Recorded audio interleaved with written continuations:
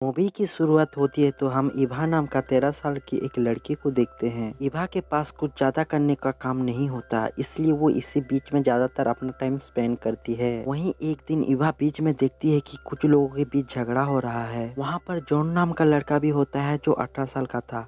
Eva उसे like करती थी। जॉन के पास एक डॉगी भी है। इभा को जॉन की डॉगी काफी पसंद था, इसलिए इभा घर जाके अपनी मम्मी को डॉगी लाने के लिए कहती है ताकि उसके साथ वो खेल सके, क्योंकि इभा के पास कोई भी फ्रेंड नहीं था जिसके साथ वो टाइम स्पेंड कर सके। पर यहाँ इसकी मदर डॉगी के लिए मना कर देती है और फिर अगले दिन इभा अपनी आंखों की प्रॉब्लम की वजह से वो डॉक्टर के पास जाती है। चेकअप के बाद डॉक्टर उसे बताते हैं कि इभा के पास ऐसी एक प्रॉब्लम है जो धीरे धीरे उसकी आंखों की रोशनी भी गायब होती चली जाएगी। धीरे धीरे पहले रात को उससे दिखाई देना बंद हो जाएगा और फिर हमेशा के लिए उसकी रोशनी गायब हो जाएगी, क्योंकि इसका कोई इलाज भी नहीं था। यह सब सुनकर इभा काफी दुखी हो जाती है। उसे पता था कि अब कुछ नहीं हो सकता, इसीलिए वो अंधेरे में रहने के लिए प्रैक्टिस शुरू कर देती है। वो डिसाइड करती है कि वो अंधे होने के पहले वो अपनी लाइफ को पूरी तरह से एंजॉय करेगी। वो अपनी लाइफ की वो सब चीजें पूरी करना चाहेगी जो वो हमेशा से चाहती थी। अगले शाम इभा जॉन का पीछा करते हुए एक डिपार्टमेंट स्टोर में जाती है। जॉन अपनी डॉगी को बाहर बांधकर अंदर चला जाता है। तभी इभा आके उसका डॉगी को चुरा कर अपनी घर ले जाती है। वो डॉगी का नाम लूपो रख देती है और उसे अपनी रूम में छुपा देती है। उसके बाद इभा अपनी आंखों में पट्टी बांध के चलने के लिए प्रैक्टिस करती है ताकि वो जब अंधी हो उसे ज्यादा परेशान ना होना पड़े। एक दिन इभा अपनी आंखों में पट्टी बांधकर ऐसे ही घूम रही थी तो लूपो उसे बीच के एक खाली जगह में ले जाता है। वहाँ आसपास कोई भी नहीं होता है तो इभा अपनी आंख में पट्टी बांधकर पूरे कपड़े उतार देती है और बिना कपड़ों के पानी में जाने के लिए कोशिश करती है। बहुत देर पानी में खेलने के बाद शाम हो जाती है तो वो कपड़े पहनने वापस जाती है, पर वो देखती है जॉन उससे बहुत देर से बैठकर देख रहा था। तभी वो शर्मा कर अपने कपड़े उतारकर बहुत दूर भाग जाती है और जॉन अपनी डॉगी को लेकर चला जाता है। और फिर रात को इभा की मोम की रूम से कुछ आवाज सुनाई देती है तो वो देखने जाती है। तो वो देखती है उसकी मदर अपनी बॉयफ्रेंड के साथ फिजिकल हो रही थी। इस चीज को इग्नोर करके इभा उसी बीच में खाली जगह पर जाती है। तो वहाँ पे जॉन का एक बंकर भी था। उस बंकर पर एक राइफल भी था जिसे देख के इभा वहाँ से डर कर भाग जाती है। इसके बाद एक दिन इभा और उसके मदर बाहर घूमने जाते हैं।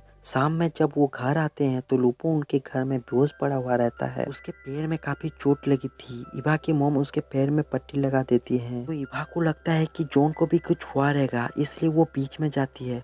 वहाँ देखती है जॉन भी बेहोश पड़ा हुआ था। उसके पेट में कोई चाकू से वार किया हुआ रहता है तो इभा उससे उसके बंकर में लेके जाती है। उसका थोड़ा ख्याल रखती है तो अंधेरा हो जाता है। अंधेरा में इभा को कुछ दिखाई नहीं देता है, इसीलिए वो घर वापस जाने की वजह जॉन के साथ उसी बंकर में सो जाती है। और फिर कुछ दिन के बाद इभा की मदर अपनी बॉयफ्रेंड के साथ फिजिकल हो रही थी, जिससे इभा को अच्छा नहीं लगता। वो अपनी मदर को ये सब छोड़ने के लिए विवश करना चाहती थी, इसलिए वो सारे बस्ती के बच्चे लोगों को वहाँ ले आती है। वो सब बच्चे उन्हें फिजिकल होते हुए देखते हैं। जब इभा की मदर उन्हें देखते हैं तो वो सारे बच्चे वहाँ से चले जाते हैं। और फिर दिखाया जाता है कि जॉन भी कुछ दिनों में ठीक हो जाता है तो इभा उसके साथ टाइम बिताना शुरू कर देती है। वो जॉन को बहुत पसंद करती थी, इसलिए वो जॉन को अपनी तरफ अट्रैक्ट करने के लिए बहुत कोशिश करती है, लेकिन जॉन उसे बार बार इग्नोर करके उससे दूर हो जाता है। तो इभा उसे अपने करण अर्जुन दिखाकर पटाने के लिए कोशिश करती है, पर जॉन उसे मना कर देता है। इसी वजह से रात को इभा वहीं सो जाती है। अगली सुबह जॉन उसे वहां पर सोता हुआ देखता है, जिसके बाद वो इभा को अपने साथ रहने देता है। ये लोग अपनी राइफल का यूज करके बीच में आते हुए लोगों को लूटना शुरू कर देते हैं और फिर बंकर में जाकर छुप जाते हैं, इसलिए उन्हें कोई भी पकड़ नहीं पाता। रात में ये लोग बैठे हुए रहते हैं तो इभा जॉन को बताती है कि वो रात में कुछ देख नहीं पाती। यह सुनकर जॉन को दया आ जाती है और फिर रात में ये दोनों फिजिकल होते हैं। और फिर अगले दिन हम देखते हैं कि कुछ पुलिस वाले आके जॉन को अरेस्ट कर लेते हैं, पर तभी इभा जॉन का राइफल लेके उन पुलिस वाले को डरा कर एक आदमी का बाइक लेके वहाँ से दोनों चले जाते हैं। इसके बाद दोनों एक बंद पड़े बार में जाते हैं। वहाँ जॉन बताता है कि उसके और उसके ग्रुप के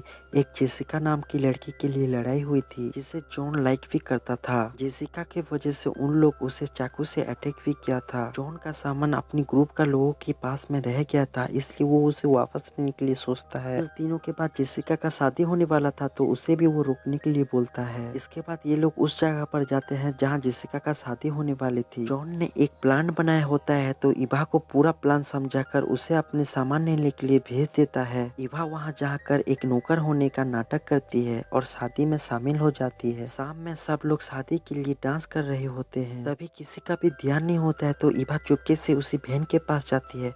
जहाँ जॉन का बैग रखा हुआ था, क्योंकि झगड़ा करने वाला ग्रुप वहीं आया हुआ रहता है। तभी वहाँ कुछ लोग गुजरते हुए रहते हैं, तो इस बार वो रुक जाती है। इन लोग शादी को भी रोक नहीं पाते। कुछ देर बाद उन लोग वेडिंग केक काट रहे होते हैं, तो वहाँ पर पुलिस आ जाती है और इवा और जॉन को खोजने लगती है। पुलिस वाले कुछ रीजन से जेसिका का हस्बैंड को भी पकड़ कर ले जाते हैं। इसी बीच जॉन भी वहाँ पहुंचकर इवा को बचाने के लिए कोशिश करता है। तभी पुलिस वाला और जेसिका उन्हें भागते हुए देख लेते हैं। पुलिस वाले उनका पीछा करने लगते हैं। इवा और जॉन भागते हुए एक नदी के पास पहुंचते हैं। नदी का पानी बहुत तेजी से बह रहा था, पर ये लोग पुलिस से डरकर नदी से पार करते हुए भागने लगते हैं। और तभी जेसिका वहाँ पर आती है और उसे अपनी कार वापस करती है, क्योंकि वो जॉन का ही था। वो इवा और जॉन का रिलेशनशिप के लिए गुड लक बोल के वहाँ से भाग जाने के लिए बोलती है। तो ये लोग भी खुश होकर यहाँ से बचकर भाग जाते हैं, जिसके साथ ये मूवी भी यहीं पर एंड हो जाती है।